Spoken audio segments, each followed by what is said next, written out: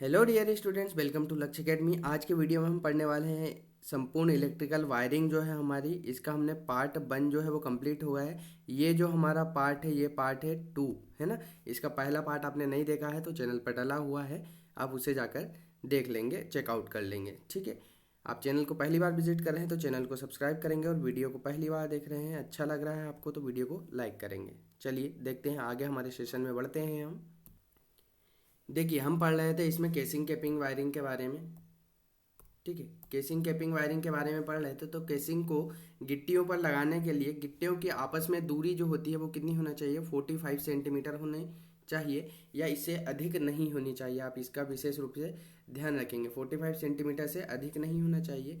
PVC या बीआईआर तार का प्रयोग किया जाना चाहिए, ठीक है। कौन से तार का, पॉलीविनाइल क्लोराइड या फिर वल्केनाइज्ड इंडियन रबर का उपयोग किया जाना चाहिए आपकी वायरिंग में, जो आप केसिंग कैपिंग वायरिंग कर रहे हैं उसके अंतर्गत।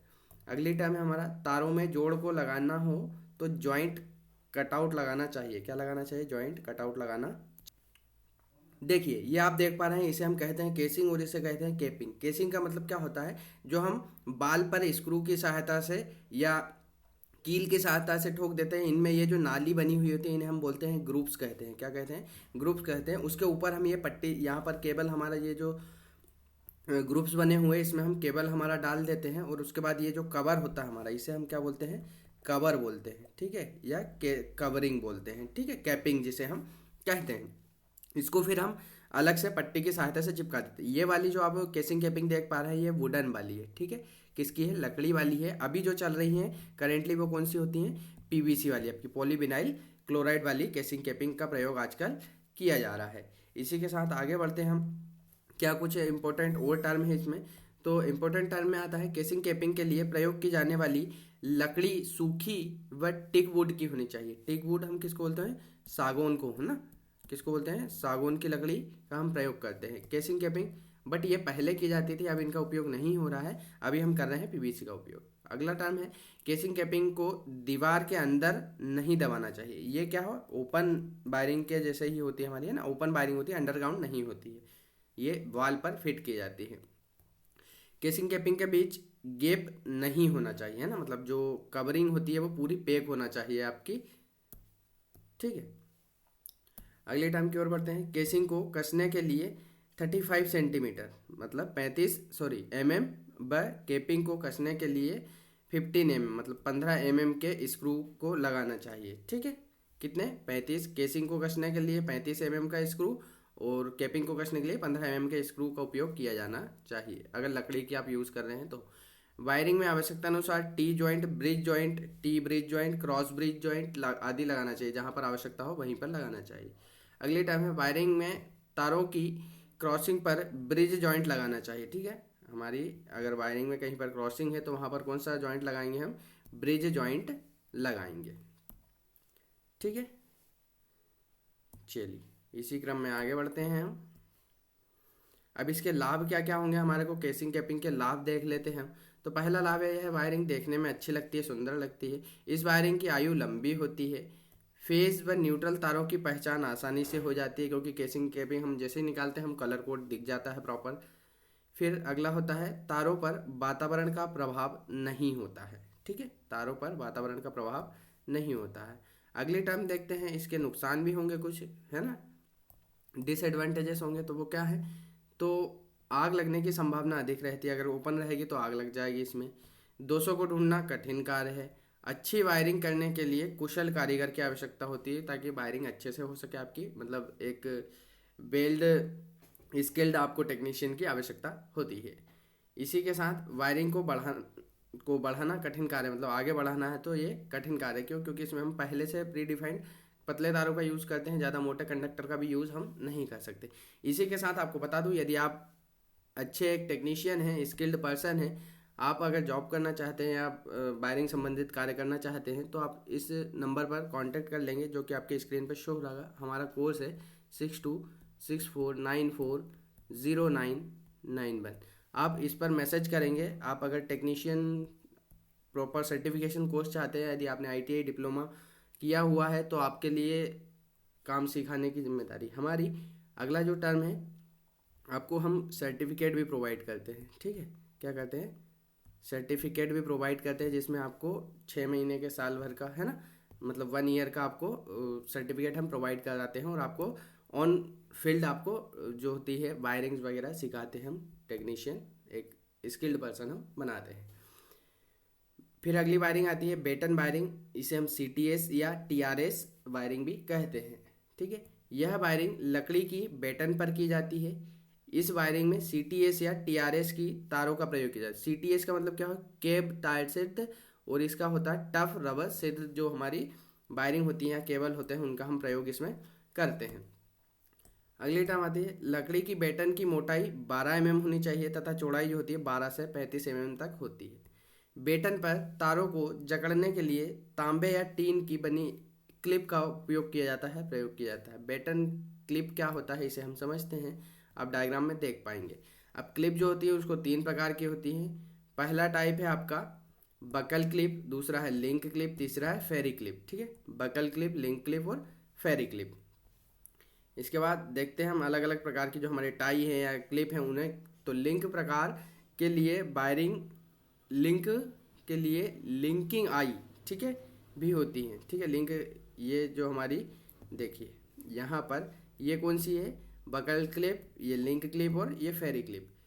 क्लिप साइज 20 mm की हो सकती है, 25, 30, 35, ये साइज बढ़ता जाएगा। आप कितने मोटाई का केबल उपयोग कर रहे हैं तो उससे क्या होगा, उसकी लंबाई बढ़ती जाएगी, क्योंकि केबल आपको क्या करना होता है, उसमें चीपना होता है, होल्ड करना होता है, जकड़ना होता है।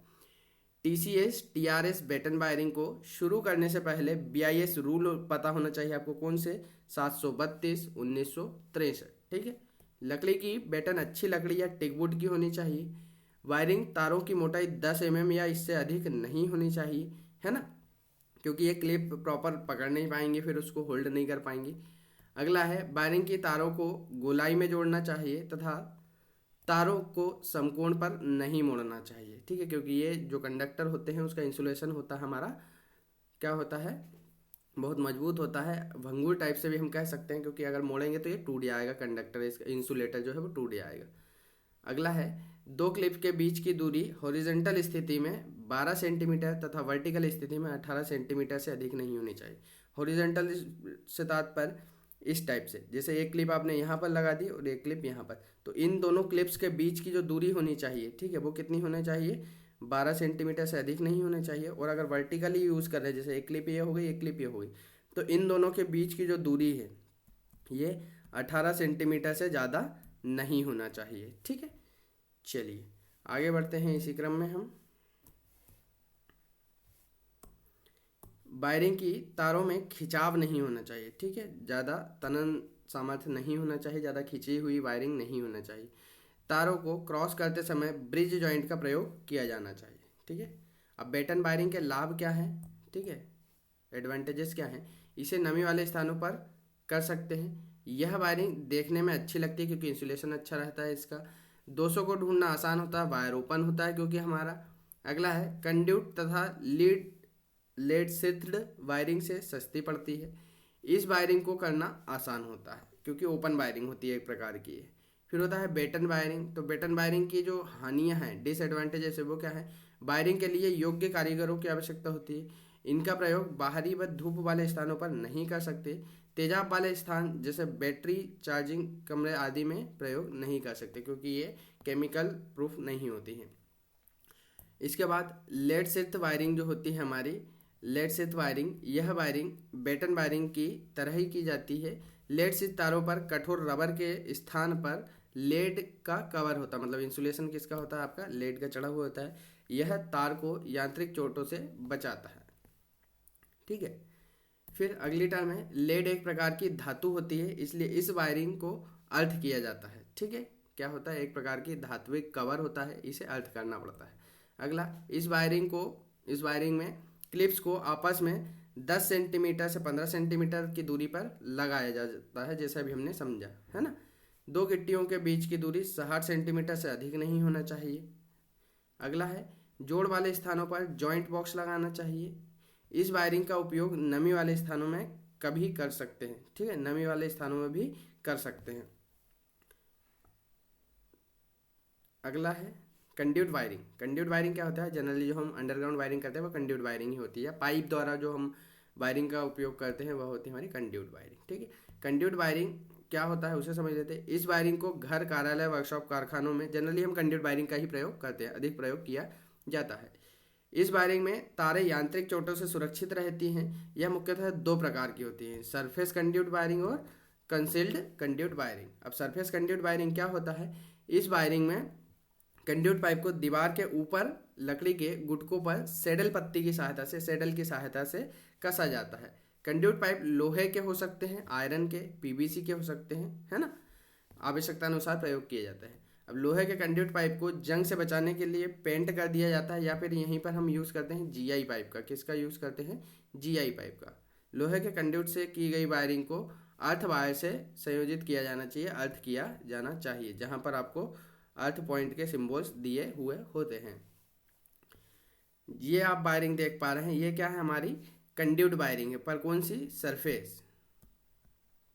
ठीक है, ये सरफेस कंड्यूट वायरिंग है। अब कंसील्ड क्या होती है, कंसील्ड वायरिंग या फिर हम इसे अंडरग्राउंड वायरिंग कहते हैं, जो कि हम दीवार के भीतर की ओर करते हैं, मतलब प्लास्टर से पहले कर देते हैं। ये आपके पाइप्स हैं, है ना, ये कंड्यूट पाइप्स हैं। इसमें ये जो भाग आप देख पा रहे हैं इसे बोलते हैं हम एल्बो। क्या बोलते हैं, एल्बो। ये जो है ये सेडल्स पत्ती हैं आपकी, है ना, लिंक जो आप जिनसे क्लिप पाइप को होल्ड करते हो। यह आपका जंक्शन बॉक्स, क्या है, जंक्शन बॉक्स, यहाँ पर आप देख रहे हैं वन वे, मतलब एक रास्ता जाने वाला है इसमें आगे की ओर। ये जो भाग आप देख पा रहे हैं इसे हम बोलते हैं टी। ठीक है, क्या बोलते हैं, इसे टी बोलते हैं, क्योंकि ये जॉइंट, टी जॉइंट बनाने के लिए इसका उपयोग किया जाता है। अब हमारी जो कंड्यूट वायरिंग है, सरफेस कंड्यूट वायरिंग, उसके लाभ क्या क्या हैं। यह वायरिंग यांत्रिक चोटों से सुरक्षित होती है, यह आग व पानी से भी सुरक्षित होती है। शॉर्ट सर्किट का खतरा इसमें कम रहता है, क्योंकि हमारे कंडक्टर सारे अंदर होते हैं, बाहर नमी का कोई प्रभाव नहीं होता है इस पर। हानियाँ क्या हैं, यह वायरिंग की कीमत अधिक होती है, क्योंकि आप जीआई पाइप का यूज़ करेंगे तो क्या होगा, ऑब्वियसली वो महंगा आएगा। ठीक है, अब इसमें देखते हैं इसकी स्थापना के लिए कुशल कारीगर की आवश्यकता होती है। तो मैं कहूँगा किसी भी वायरिंग को करने के लिए आपको कुशल कारीगर या कोई सा भी काम करने के लिए उसके लिए स्किल्ड पर्सन जो होता है उसी को आपको उपयोग में लेना चाहिए, उसी से काम कराना चाहिए। कंसील्ड कंड्यूट वायरिंग क्या होता है, इस वायरिंग को डक्ट वायरिंग भी कहते हैं। क्या कहते हैं, डक्ट वायरिंग। यह वायरिंग भूमि या दीवार के अंदर की जाती है, मतलब पहले हम जिसे बोलते हैं ना झिरी बोलते हैं, क्या बोलते हैं, झिरी, मतलब जिसे डक्ट बोल रहे हैं ना, झिरी बनाई जाती है। और झिरी के बाद उसमें क्या करते हैं, हम पाइप की स्थापना करते हैं, फिर हमारा पाइप डालते हैं, जो हमारे घरों में हम अंडरग्राउंड वायरिंग जनरली करते हैं भाई, इसी टाइप की होती है। इसे कंड्यूट वायरिंग हम कहते हैं, या डक्ट वायरिंग भी इसे हम कहते हैं। ग्रुप्स बनाकर उसमें कस दिया जाता है। इस वायरिंग में कंड्यूट पाइप इनेमल्ड पेंट या गैल्वेनाइज्ड प्रयोग किया जाता है, हम पीवीसी का उपयोग करते हैं। अगला होता है कंड्यूट पाइप के सिरे पर चूड़ियाँ 12 mm से कम तथा 25 mm से अधिक नहीं होनी चाहिए। टी या बेंड के दोनों ओर 30 सेंटीमीटर की दूरी पर सैडल लगानी चाहिए।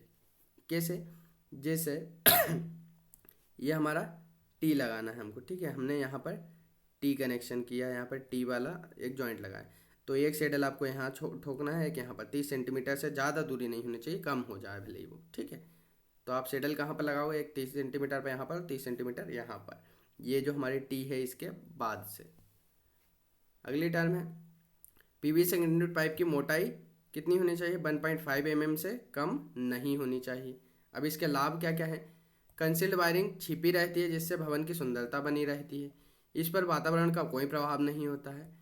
इसमें तार अधिक संख्या में लगाए जा सकते हैं। यांत्रिक चोटों से पूर्णतः सुरक्षित होती है तथा जीवन काल भी इसका अधिक होता है। हानि क्या होगी, यह वायरिंग महंगी होगी, क्योंकि आपको पहले डक्ट बनाना पड़ेगा, फिर वायरिंग, फिर जो आपका कंड्यूट पाइप है उसको दबाना पड़ेगा, फिर प्लास्टर होगा, फिर उसके बाद वायरिंग होगी, तो महंगी होती है। इसके बाद होता है इसमें लीकेज की संभावना रहती है, क्योंकि अगर अंडरग्राउंड है पाइप, आपकी पाइपलाइन भी अगर पानी वाली पाइपलाइन डली हुई है तो वहाँ से अगर लीकेज हुआ तो आपकी वायरिंग में संभावना होती है। इस वायरिंग में मेहनत अधिक लगती है, क्योंकि आपको हार्डवर्क ज़्यादा करना पड़ेगा। अब testing of electrical wiring, testing कैसे करेंगे, सबसे पहला टेस्ट होता है हमारा कंटिन्यूटी टेस्ट। कंटिन्यूटी टेस्ट कैसे करते हैं वह समझ लेते हैं हम। तो इस परीक्षण को ओपन सर्किट टेस्ट भी कहा जाता है। क्या कहा जाता है, ओपन सर्किट टेस्ट। अगर ओपन होगा कहीं से सर्किट आपका तो उसमें करंट का फ्लो नहीं होगा, मतलब आपकी वायरिंग सही से काम नहीं करेगी। इस परीक्षण में ओपन सर्किट की खोज की जाती है। मुख्य स्विच तथा सभी स्विच ऑफ स्थिति में होने चाहिए। सभी स्विच, पंखे इत्यादि संयोजित होने चाहिए, मतलब ऑन होने चाहिए, ठीक है। मेन स्विच हमको ऑफ करना है। फिर क्या करना है आपको, इस परीक्षण में मेगर यंत्र के दोनों ई व एल सिरे, कौन सा ई और एल, अर्थ और लाइन सिरे वितरण बोर्ड के दो सिरों फेज तथा न्यूट्रल से संयोजित करना है। एल सिरे को फेज से संयोजित करना है, ई सिरे को न्यूट्रल से संयोजित करना है। परिपथ पर लगाते हैं, मेगर के हैंडल को घुमाते हैं। यदि स्विच ऑफ है तो मेगर अनंत स्थिति में दिखाएगा। ठीक है, क्या है, मेगर जो है आपका क्या दिखाएगा, अनंत स्थिति में दिखाएगा। इसके बाद यदि उप परिपथ के किसी एक स्विच को ऑन करते हैं, क्या करते हैं, एक स्विच को, जैसे एक लैंप का स्विच हम ऑन करते हैं तो मेगर शून्य विक्षेप दर्शाता है, मतलब मेगर की जो रीडिंग होगी वो क्या होगी, 0 होगी। ठीक है, मेगर की रीडिंग क्या होना चाहिए, 0 होगी। यदि किसी स्विच की ऑन स्थिति में मेगर शून्य विक्षेप नहीं दर्शाता तो वह परिपथ ओपन है। अगर शून्य नहीं दर्शाता है या कुछ ओम का रेजिस्टेंस दिखाता है तो उसमें क्या होगा, वह ओपन है। फिर इसके बाद तथा उसमें निरंतरता नहीं है, कंटिन्यूटी नहीं आएगी। ठीक है, अगला, यदि किसी स्विच की ऑन एवं ऑफ दोनों स्थिति में मेगा शून्य विक्षेप दर्शाता है तो वह परिपथ शॉर्ट सर्किट है। क्या होना चाहिए, वह परिपथ क्या है आपका, शॉर्ट सर्किट है। इसके बाद आता है पोलैरिटी टेस्ट, जिसे हम बोलते हैं ध्रुवता परीक्षण। क्या कहते हैं हम, ध्रुवता परीक्षण। इस परीक्षण में फेज की ध्रुवता की जांच की जाती है। फेज केबल को सॉकेट के दाएं पिन में संयोजित किया जाता है। इसके बाद होता है टेस्ट बाय टेस्ट लैंप। आप सीरीज टेस्ट बोर्ड या टेस्ट लैंप का उपयोग करके भी इस वायरिंग का टेस्ट कर सकते हैं। क्या विधि होगी, किस तरह से उसकी कार्यविधि होगी, उसको करना रहेगा, आप वह समझ लेते हैं। इस परीक्षण में यह ज्ञात किया जाता है कि स्विच द्वारा फेज को नियंत्रित किया गया है या नहीं। आप न्यूट्रल को तो नियंत्रित नहीं कर रहे हैं, या आप इसे पता लगा सकते हैं। इसमें लैंप होल्डर से लैंप हटा देते हैं एवं स्विच को ऑफ स्थिति में रखा जाता है। टेस्ट लैंप एक टेस्ट लैंप का एक सिरा अर्थिंग टर्मिनल पर तथा दूसरा सिरा स्विच के एक सिरे पर लगाते हैं। यदि लैंप प्रकाश देता है तो मुख्य स्विच ऑन स्थिति में ही रहता है। इस अवस्था में स्विच में फेज नियंत्रित हो रहा है। ठीक है, इसके बाद अंतिम हमारा टेस्ट जो है वो फेज टेस्टर द्वारा, ठीक है, by neon phase tester. Neon phase tester, जिसे आप फेज टेस्टर या टेस्टर कहते हैं, इससे फेज की स्थिति का पता लगाया जाता है, जिसमें एक इंडिकेटर होता है जो कि आपको फेज की उपस्थिति को दर्शाता है। नियॉन टेस्टर को सॉकेट के दाएं पिन से स्पर्श करते हैं तथा सॉकेट का स्विच ऑन करते हैं। यदि नियॉन टेस्टर का लैंप ग्लो करता है, मतलब प्रकाशित होता है, तो फेज केबल सही स्थान पर है। आपको यहाँ से पता चल रहा होगा कि आपको फेज को कहाँ लगाना है, दाईं ओर, अगर नहीं अन्यथा नहीं। अगर फेज केबल का जो आपका जो इंडिकेटर है वो ग्लो नहीं कर रहा है तो क्या होगा, आपका फेज वहाँ पर नहीं है। यहाँ पर आपने लगाया ये एल सिरा, मतलब फेज सिरा आपका, यहाँ से आप ऑन करेंगे स्विच को तो यहाँ पर आपका जो है ये सर्किट इस तरह से पूरा हो जाएगा। आपका लैंप जो होगा वो क्या होगा, ग्लो करेगा। ठीक है, वीडियो अच्छा लगा तो वीडियो को लाइक करेंगे, चैनल को पहली बार विजिट कर रहे हैं तो चैनल को सब्सक्राइब करेंगे, ज़्यादा से ज़्यादा अपने दोस्तों में शेयर करेंगे। Thanks for watching. यदि इसके बाद भी आपका किसी भी प्रकार का कोई डाउट है तो आप हमें व्हाट्सएप नंबर आप नीचे लिंक में दिया हुआ है, उससे संपर्क कर सकते हैं डिस्क्रिप्शन में, और हमारी वेबसाइट विजिट कर सकते हैं जहाँ पर आपको फ्री टेस्ट देखने को मिलेंगे। क्या मिलेगा वहाँ पर, आपको फ्री टेस्ट मिलेंगे हर सब्जेक्ट के, जो कि बिल्कुल पूर्णतः निःशुल्क है। यदि आप इलेक्ट्रिकल के इलेक्ट्रीशियन से संबंधित नोट्स प्राप्त करना चाहते हैं तो भी आप हमसे संपर्क कर सकते हैं, जो कि पेड और बेस्ट क्वालिटेड नोट्स हैं। नंबर है यहाँ पर 6264940991। ठीक है, इस पर आप संपर्क करेंगे व्हाट्सएप के माध्यम से तो आपको ज़रूर नोट्स जो है हाई क्वालिटी और जो कि एग्ज़ाम में पूछे जा चुके हैं नोट्स, वह आपको प्रोवाइड किए जाएंगे। Thanks for watching. मिलते हैं अगले वीडियो।